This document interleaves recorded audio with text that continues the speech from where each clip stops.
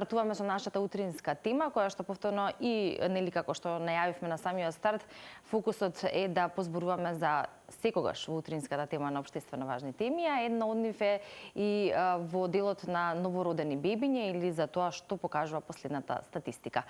Водејќи се од тоа, во изминативе денови и последната статистика на Евростат како за Европа, така и за Македонија е дека има сериозни демографски ризици. Се раѓаат се помалку бебиња во Македонија, жените го раѓаат првото дете во просек на 27 години.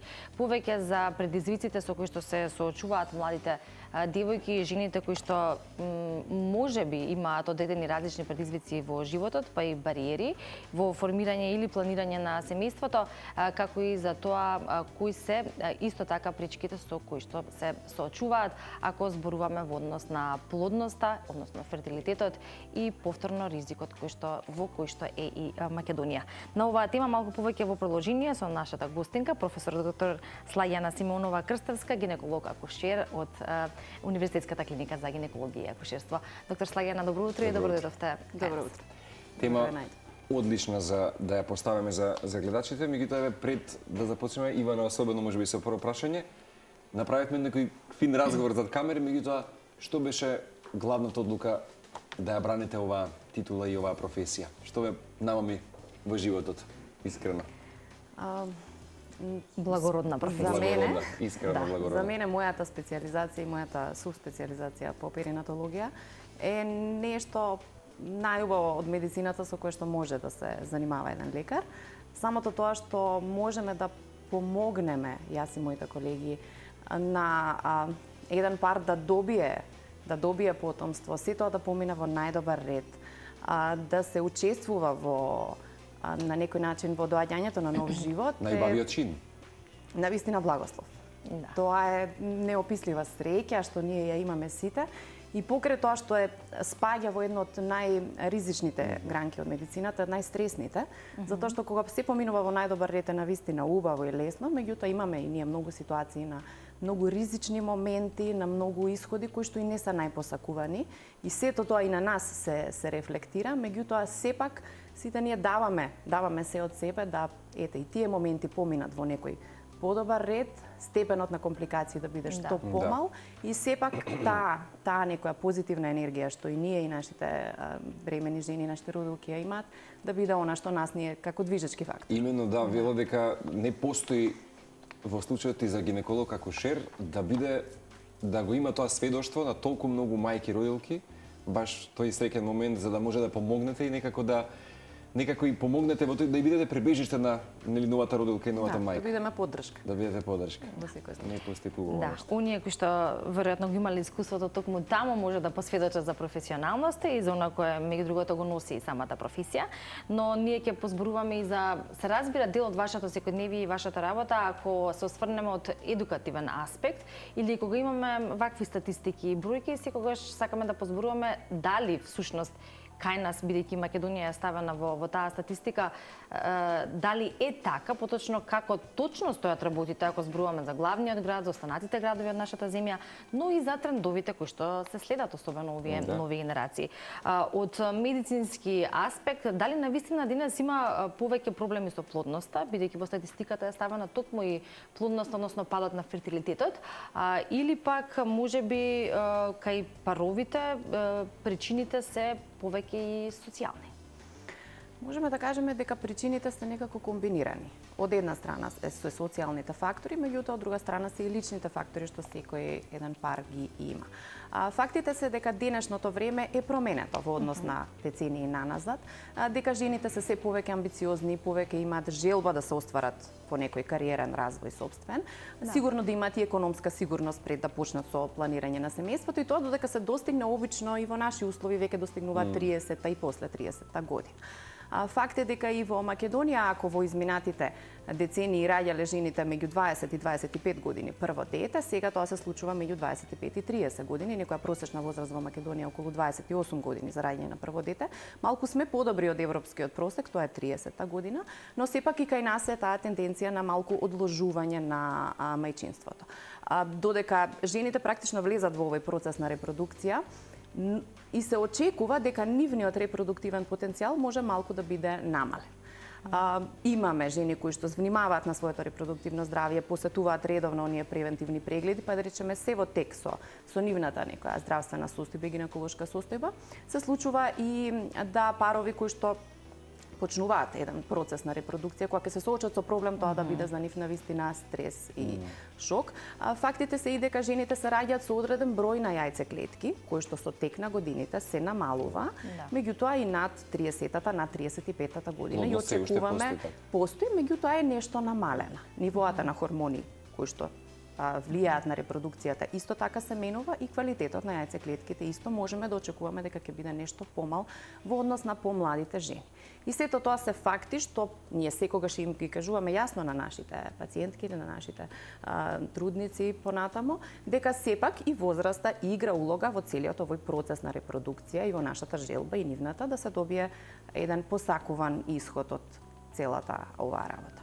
Имам чувство дека можеби во денешно време и жените имаат притисок, некој пат ако не се дослаѓа подготвени психолошки, емотивно за да бидат во моментот родилки, некој пат и од партнерите. Сега сите сме имале различни сведоштва во нашето обкружување, притисокот дека мора да се стане мајка во таа возраст и така натаму. Претпоставам дека и тоа игра некој пат улога, жената од психолошки емотивен стрес да не можеби да биде подобен кандидат или да речеме жена Сигурно дека игра улога. Стресот како фактор воопшто влијае, некако денешното време е малку постресно во однос на некои изминати времиња. Сите ние живееме некој побрз живот со многу поголеми и очекувања и предизвици. Различни се средините од кои што доаѓаат и нашите пациентки, некои се од градски средини каде што имаат поинаков начин на живот, има и традиционални и порурални средини каде што можеби очекувањата од жената се поинакви, дека тоа е нешто што се подразбира, мајчинството и остварувањето како родител. Со секакви предизвици се соочуваат жените, а сигурно дека стресот влијае и врз мажите и врз жените во однос и на самиот процес на репродукција.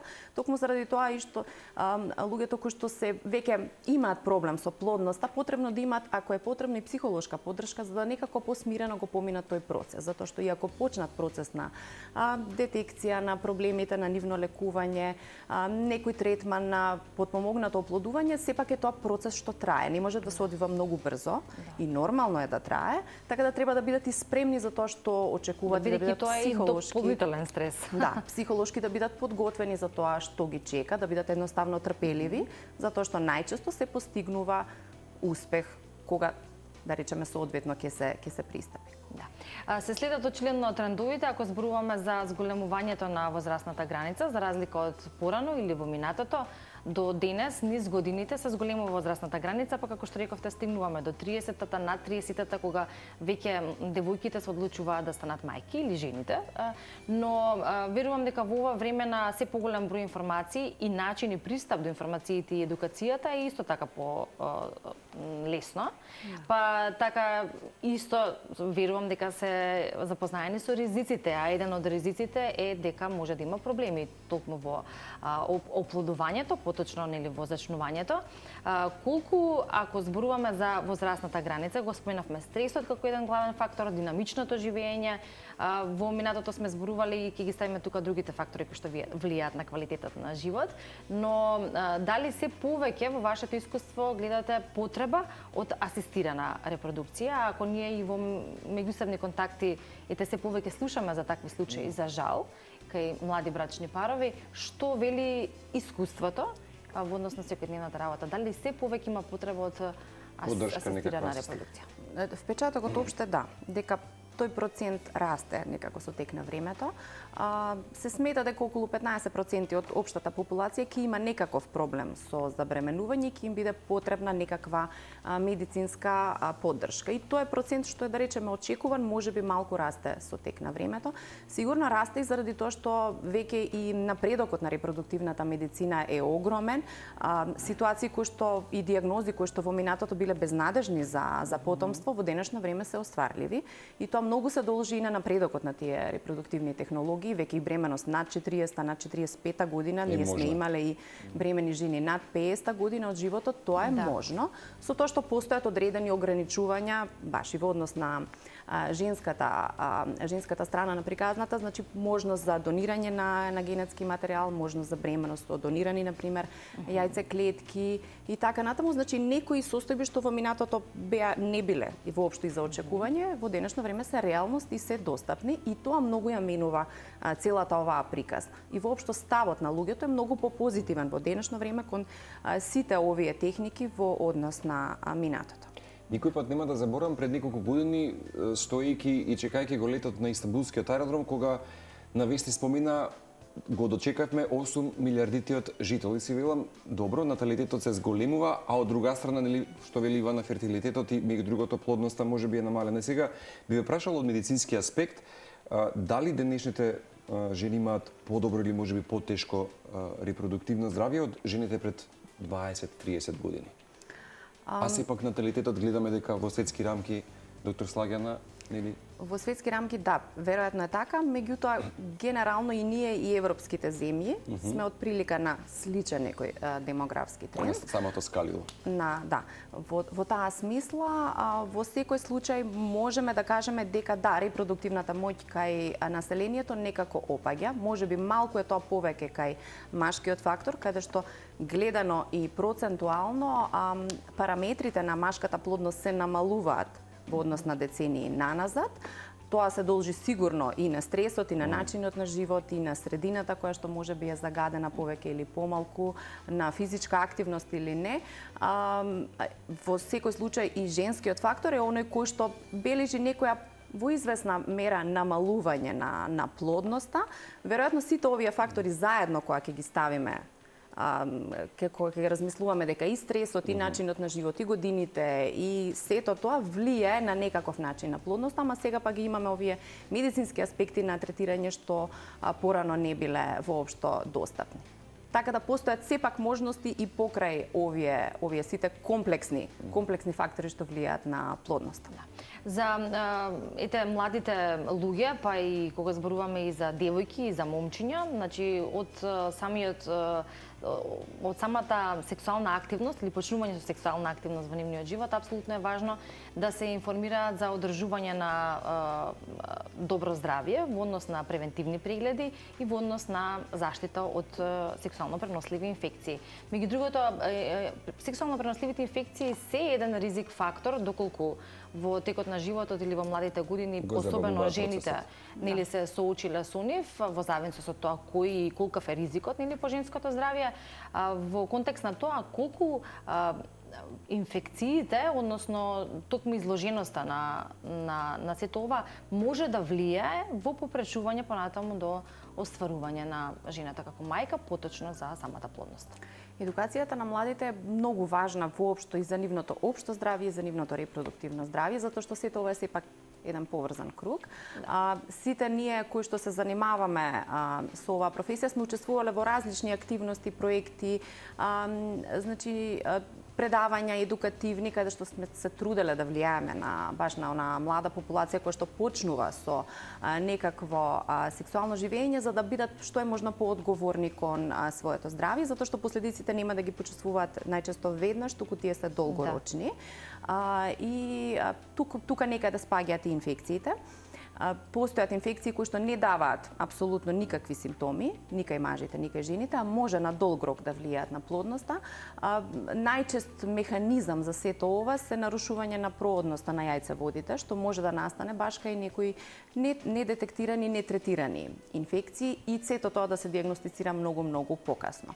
Затоа и ги советуваме девојчињата, девојките да кога ќе започнат со сексуален живот за да посетуваат редовно својот избран гинеколог, да ги вршат оние неопходни превентивни прегледи, што би значило дека би се откриле и вакви некои инфекции, односно состојби во што е можно по рана фаза за да може да се соодветно третираат и за да колку е можно да не остави тоа на долг рок последици врз нивното здравје и идниот репродуктивен потенцијал. Апропо вака да речеме едукативни панел дискусии кога се има и кога се одвиваат со младите, има денеска младите поголем страв поврзан со родителството колку претходните генерации? Сето тоа зависи, нели индивидуално, не се исти. Од една страна, младите денеска заради самиот овој свет во кој што живееме, како да ги чувствам некој пат дека се многу поаспиративни и храбри, а од друга страна кога ќе се спомне родителство, нели го одложуваат мајчинството? Најчесто од една страна да го одложуваат, а од друга страна пристапот до информации денес е многу полесен во однос на минатото. Обично се добро информирани младите денеска воопшто за еден куп информации, дел од нив поврзани со здравјето.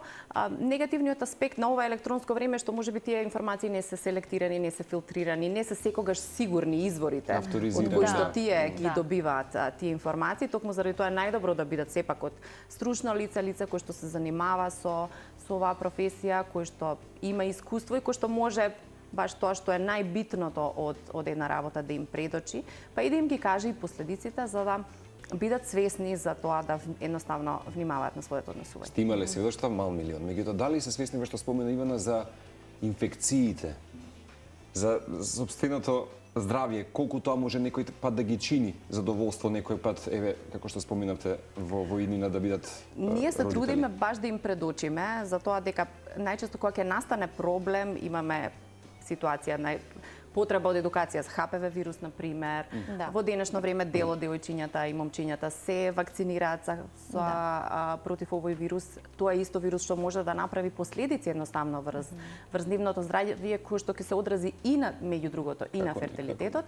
Така да се трудиме ние како професионалци да им укажеме на сите ризици, на потребата од нивна заштита од една страна и како тоа да се направи најдобро, а од друга страна како да се однесуваат дека тоа не е ништо страшно да посетат гинеколог, например, еднаш годишно, да ги добијат потребните анализи, да ги добијат потребните совети, на долг рок дека тоа е едноставно одговорно однесување, кој што најголем дел од младите и го прифаќаат кога така ќе се пристапи кон нив. Да. И веројатно младите се и поотворени, но ете благодарност на времето во кое што живеат и да речеме на технологијата, па од друга страна и можноста да доколку се појави некој проблем, пак сите овие нови методи кои што постојат, да тоа некако и да се реши. Но многу често имаме навика да се префрлуваме или да споредуваме како било некогаш и како е денес, и кога зборуваме за ризик факторите, повторно ќе споменам, ако некогаш и начинот на живот и нивото на стрес со кој што се соочувале нашите мајки, баби и така натака, е многу поразлично од ова кое што го доживуваме ние и помладите генерации од нас. Од тука исто така и квалитетот на храната која што ја имаме, па и начинот на исхрана. Да, живееме во време каде што ете и за исхрана и за одржување на добро здравје, психофизичко, па и физичката активност и сето одно кое што е важно го практикуваат младите. Но некако квалитетот на живот, ако зборуваме и за конзумирање алкохол, пушењето цигари и така натака, кои се ставаат исто како ризик фактори во однос на бременоста, играат значајна улога и денеска тоа го имаме во голем број. Се задржувам уште малку на ризик факторите, она кое што може да биде исто на удар на здравјето на жената, односно на идната мајка, па понатаму и доколку се случи нели зачнување, односно бременост, понатаму и на плодот во самата бременост. Исхраната сигурно дека игра улога врз целокупното здравје и една благосостојба. Она што сите ние имаме впечаток дека во денешното време е време каде што се јавува на светско ниво така наречена тивка епидемија на прекумерна телесна тежина и на дебелина. Можеби во некои земји е тоа поизразено отколку кај нас, меѓутоа и ние кај нас имаме известно зголемување на жените кои што имаат поголема телесна тежина. Тоа секако дека се должи и на начин на живот, можеби и на квалитет на храна, на одредени адитиви појачувачи на вкус кои што некако влијаат врз целиот овој проблем. Физичката активност ако е намалена, на долг рок тоа прави проблеми во здравјето, прави така наречен метаболен синдром што влија и врз општото здравје, меѓутоа влија и врз репродуктивното здравје. Овие жени сметаме дека имаат помалку овулаторни циклуси, помалку едноставно можност за оплодување во однос на останатите. Од гинеколошки аспект со дебелината нас заболување што највеќе не загрижува се полицистичните јајници, кои што исто така се поврзани со целиот овој процес, а за да има успех и од наша страна како третирање и успех да има една жена да зачне, да може добро да се износи таа бременност и подобро да помине целиот тој процес на породување, мора да се направи контрола на телесната тежина, да се направи известна редукција и сето тоа мора да се направи со активно учество на пациентката. Ние сами не можеме тука многу да влијаеме. Во секој случај убаво е да во целиот тој процес на репродукција се подготви самата жена за процесот. Да се подготви на некој начин, доколку има прекомерна тежина, да се обиде таа да ја редуцира во некој разумен рок, да посети можеби совет од нутриционист, од ендокринолог, ако е потребно, и таа свест се трудиме малку да ја зголемиме кај жените во денешно време. Доктор Слагјана, околу биолошкиот часовник, за оние кои што можеби сега ни се вклучуваат, ние споминавме дека можеби медицината има свој став околу тенденцијата во Европа жените да бидат можеби или станат мајки од 30 до 35 години. Ивана спомена статистика, некоја вие 27. Да, 27. Меѓутоа, што значи всушност биолошкиот часовник од медицинска перспектива и колку може модерната медицина да го надмине истиот биолошки часовник? Медицината може на некој начин да помогне, меѓутоа не може апсолутно да ја смени биологијата и самите ризици и моменти што ги носи возраста сама по себе. Во практична гледна точка, репродуктивниот потенцијал на жените над 30 години полека почнува да се намалува, на 35-та година тоа намалување е поизразено. Во пракса тоа значи дека на една жена ќе биде потребно многу повеќе време да забремени после 30-та година, а после 35-та година уште повеќе, односно дека ќе има често пати потреба од некаква помош. Самата бременост која ќе се постигне кај жена која што е повозрасна, која што има над 35 или на 40 години, веќе има повеќе ризици. Ние така и пристапуваме кон нашите бремени жени, да им ги предочиме овие ризици и едноставно да ги информираме дека нивната бременост ние се трудиме да помине сте во најдобар ред, меѓутоа мора да се внимава на многу состојби. Мора да се внимава на крвниот притисок, истиот ако бил покачен да биде регулиран, да биде во некоја исто како и тежината, така. Телесната тежина, диабетесот можеме да очекуваме дека почесто ќе се јави кај возрастни мајки. Ризикот од спонтани абортуси и од предвремено породување самата возраст го зголемува. Исто така треба да се внимава на тој фактор. И нешто што е многу важно се ризикот за одредени малформации, односно одредени генетски состојби е поголем кај возрастните мајки. Самата возраст како фактор тоа го носи како ризик и во денешно време имаме можност да имаме испитувања кои што не само се инвазивни, како во минатото кога се правела амниоцентеза со тенка игла, се земала плодова вода и истата се правела генетска анализа. Во денешно време постојат и неинвазивни методи каде што фетална ДНК може да се изолира и од мајчина крв и да се направи скрининг и да се исклучат најголемиот број на хромозомски и на генетски состојби. Сето тоа го имаме ние како можност во денешно време и тоа е навистина олеснителен фактор за да можеме една бременост и кај повозрасна мајка да ја изводиме со максимален успех соодветно низината состојба. Ми се чини дека минатата година беше случајот во Универзитетската клиника за гинекологија, каде што жена околу 61 за прв пат стана мајка, во нашата клиника за гинекологија кај нас. И тоа беше навистина една изненадувачка информација која што пристигна од клиниката, а нешто кое што повторно сведочи за тоа што го имаме во денешно време, како начин или можеби желба на оние кои што сакаат да замрзнат јајцеклетки за подоцнежно или подоцнежно за забременување. Што тука би споменале? Кои се можеби ризиците, бидејќи кога и се појави таа информација и кога го слушнавме сето тоа, од една страна навистина фасцинантно што се може технологијата во денешно време да направи, но од друга страна пак се постојуваат голем број прашања од типот на какво е здравјето на мајката, какво е здравјето на бебето или новороденчето, што е она кое што понатаму во процесот ќе се случува во смисла на доењето, па понатаму и во оние први години од животот каде што и мајката треба да има доволно сили и енергија и така натака. Се во животниот тек на луѓето нели е направено токму по тој биолошки часовник, а тука веќе станува збор за нешто друго. Иако пак на жените им влива надеж токму овие методи дека може да замрзнат јајцеклетки за да се остварат како мајки подоцна во животот. Замрзнувањето на јајцеклетки е за колегите што се бават со репродуктивна медицина, го толкуваат дека е тоа еден вид на инвестиција во иднината. Дека жените што се свесни за тоа, например, какви се нивните планови во однос на репродукцијата и доколку решат тоа да го одложат за некое идно време, не се во моментот спремни, ниту се емотивно во ситуација каде што може да планираат родителство, дека тоа може да го направат во денешно време, е достапно реално. Се поминува еден процес на прво дијагностичка обработка, па на одреден хормонски третман и постапка на земање и на замрзнување на тие јајцеклетки. Се има одредена процедура како тоа се прави. И навистина е една интервенција која што жените во денешно време ја имаат како можност. Еден дел од нив ја користат, можеби ја користат и заради медицински причини, заради некое заболување што треба да се лекува, а не се сигурни во иднината како тоа ќе се одрази, или постојат одредени медицински протоколи каде што тоа и се советува на жени што можеби треба да поминат и некои хируршки зафати кои што се однесуваат меѓу другото и на јајниците, на гениталните органи, па да има можност тоа да се направи, можеби мајчинство да се оствари и по пат на сурогат мајчинство, тоа е исто така една опција што денешното време ја нуди, што е контроверзно во некои општества што се потрадиционални, можеби порелигиозни, тоа таму не е ни дозволено. Нашата држава сепак е либерална во однос на сите овие работи и овие постапки им се достапни сепак и на нашите жени, што е навистина големо олеснување. Сте имали си дошта на сурогат, мајки, кај нас? Да, јас имам и породено бремена жена која што беше сурогат за друго семејство кое што и биле пријатели, за кој што решила тоа да го направи. И вистина е хуман чин. И навистина да. Јас бев импресионирана од нејзе како личност, затоа сепак се изложила и себе си на една бременост, на и своето семејство, бидејќи таа беше и мајка и во тој момент.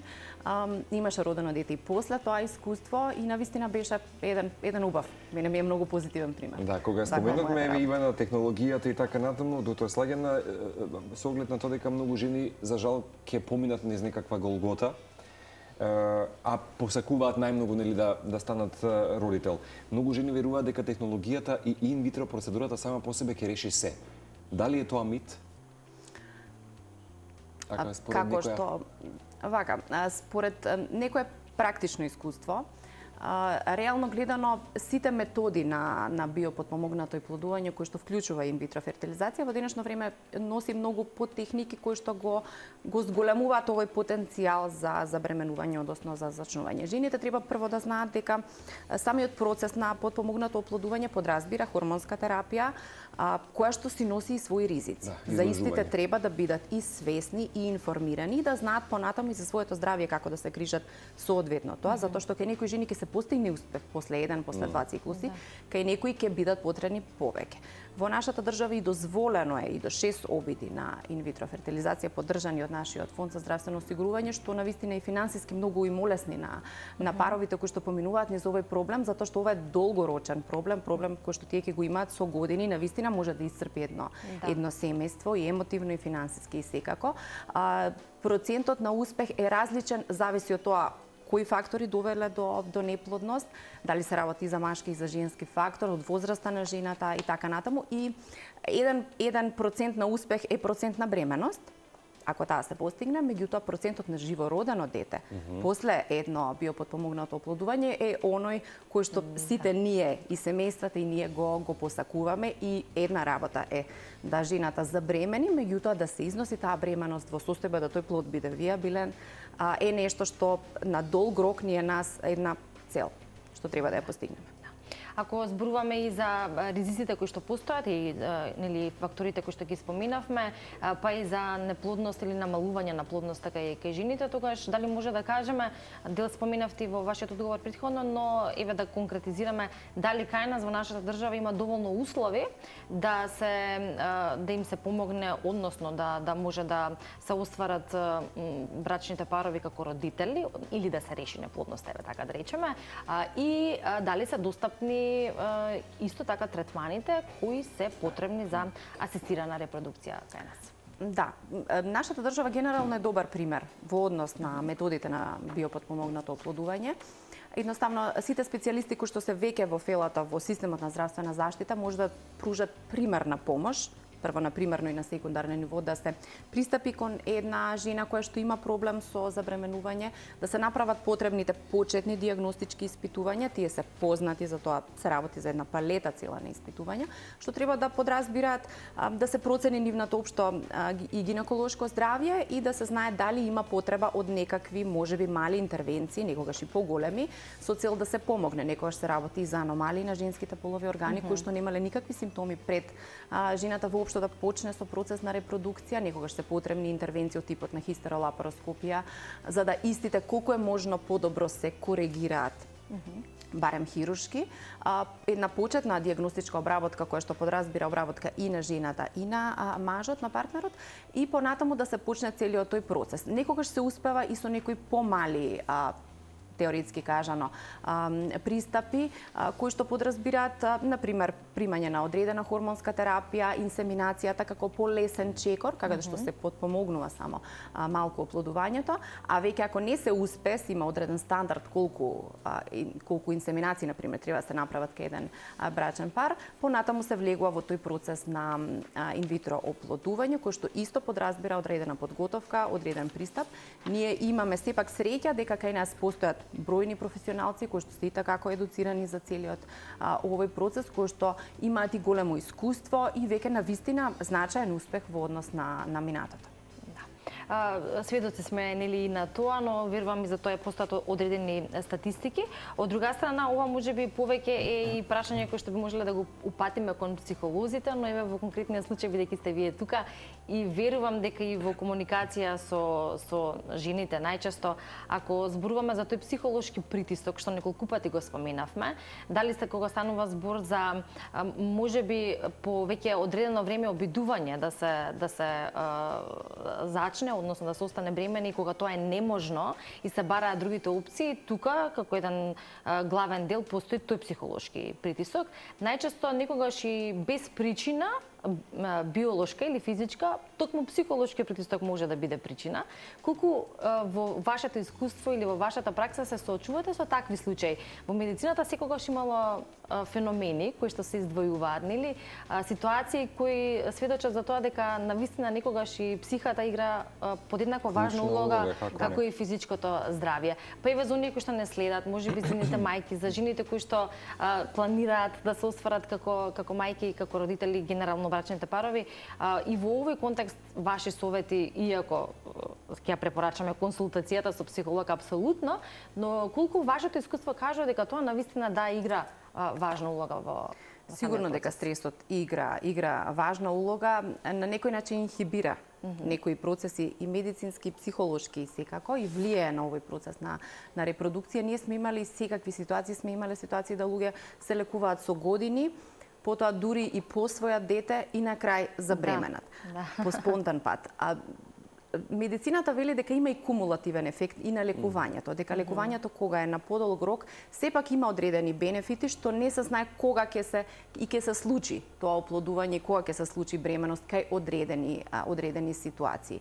Така да стресот сигурно дека игра улога, сигурно дека треба на некој начин луѓето да ја прифатат состојбата колку е можно подобро, да бидат подготвени за тоа што ги следи, да сватат дека колку посмирено сепак се пристапи кон нив и тие колку посмирено ја прифата таа ситуација, ќе има подобар успех на долг рок.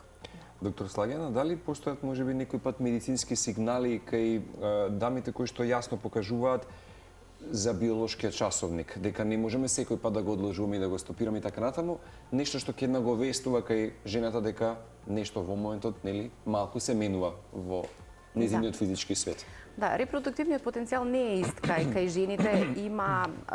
Има ситуации на предвремена, така наречена оваријална инсуфициенција, на предвремена менопауза кај некои жени дури во 30-та, 35-та година. Сме имале и такви случаеви на жени кои што претходно мал процент меѓутоа го има, кои што не биле ни свесни за сето тоа.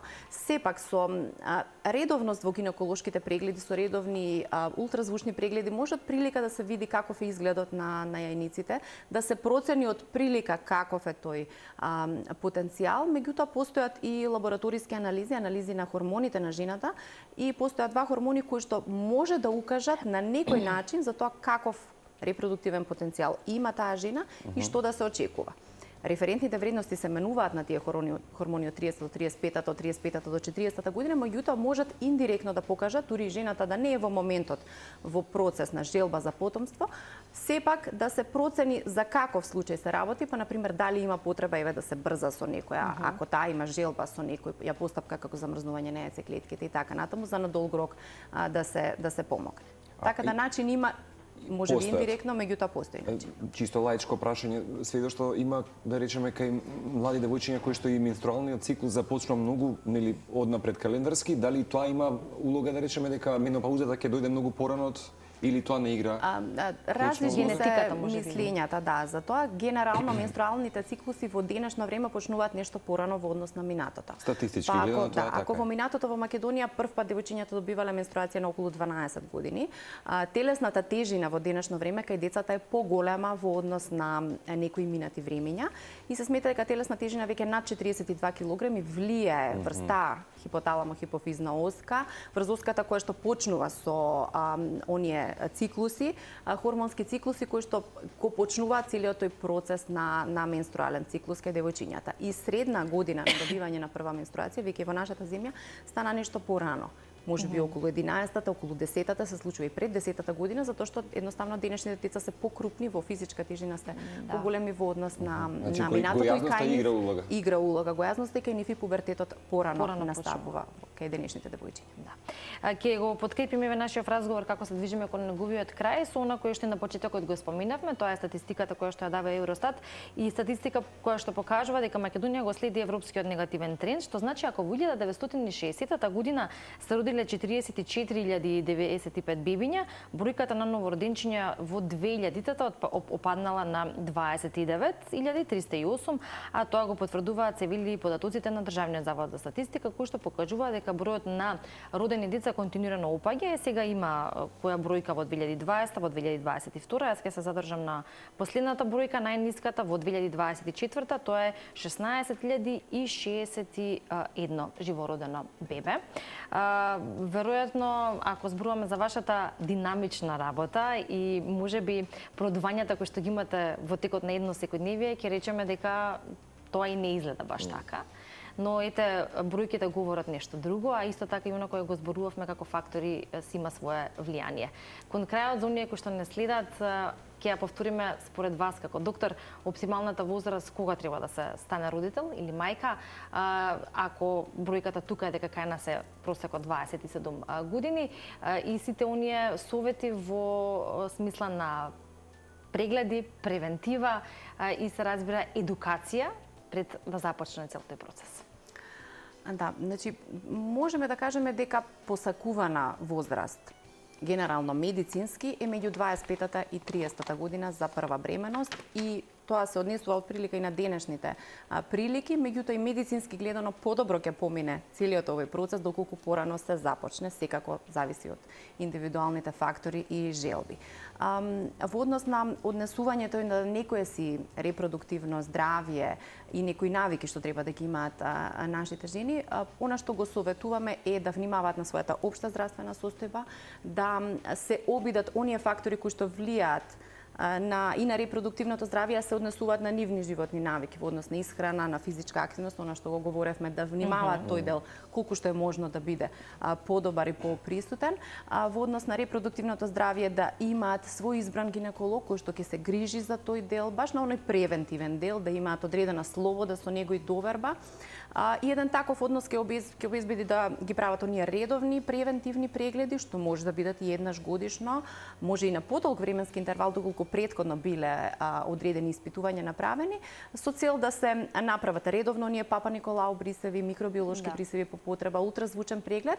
Сето тоа ќе обезбеди една слика на гинеколошкото здравје на таа жена и ќе се знае отприлика ако има известен проблем, кој е тој да може да се влие пред таа воопшто да влезе во овој процес на репродукција, а жените кои што имаат некакво хронично заболување, можеби некои хируршки интервенции, некои општи состојби, Идеално е тие состојби да бидат под контрола, ставени пред да планираат бременост. Значи да си ги поседат своите лекари, своите специјалисти, субспецијалисти што се грижат за нивното здравје и да им кажат дека планираат бременост. И ние имаме соработка практично со колегите од сите клиники, од сите специјалности, за да може одредени хронични состојби, некогаш се и поретки, некогаш се комплицирани состојби, ако е можно да бидат ставени под контрола пред воопшто да почне тој процес на репродукција. Сосема за крај би ве прашал нешто, бидејќи на почетокот го споминавте сексуалниот живот. Тоа е чин каде што се спознаваме себе си, нели интимата и така натаму. Денес, нели, изад камерите зборевме за брзото темпо, колку ги минимизираме, да речеме, тие чинови и интимни кои што нели го одлучување тој партнер нели да биде нашиот и пријател и другар во живот и сопатник. Доктор Слагјана, дали некој пат како гинеколог, акушер, чувствувате дека општеството некој пат ја потценува вредноста на раѓањето и родителството, барем во времето во кое што живееме, со оглед на тоа дека сте долги години во оваа дејност? Раѓањето, воопшто мајчинството, родителството треба да биде највисок приоритет на едно општество и сите ние мораме како граѓани да се бориме за тоа. Тоа е неспорно. Не е екскурзија во животот, тоа е нешто што се случува еднаш, два пати, три пати во животот, значи не е нешто што треба да биде навистина ексклузивно, навистина посебно и сигурно дека е тоа фактор што најмногу и го одредува животот на луѓето. Дали и колку деца ќе имат, за нас како здравствени професионалци навистина привилегија да сме дел од целиот овој чин, да можеме барем да помогнеме онолку колку што може нашиот капацитет и медицината да обезбеди. Сигурно дека и социјални и економски и други фактори играат улога. Мајчинството е заштитено со закон, треба да биде и понатаму така и сите ние да се едноставно да се вклучиме во целиот овој момент и да ги поддржиме бремените жени затоа што не е лесен тој патот да се износи една бременост, да помине породувањето во најдобар ред, грижата за детето понатаму да биде и таа мајка да биде активен после граѓанин, активен дел од општеството. Во секој случај поддршката треба да биде и од нас здравствените професионалци, меѓутоа и од целото општество. Да, едно посебно искуство и се разбира и пред тоа до знаење колка е всушност одговорноста, но и промената која што се случува понатаму во животот. Сигурно дека е така. Ви благодариме, доктор Слагјана, за вашето време и беше задоволство. Се надеваме дека не бевме многу вака насочени со нашите прашања. Одлично. Мислам дека бевме доволно опширни за да се потенцираат темите. Да. Ви благодариме многу и благодарност генерално до клиниката, бидејќи секогаш кога имаме вака важни теми за кои сакаме да зборуваме, сте достапни, се разбира, вие и вашите колеги и веруваме и за понатаму за идна соработка.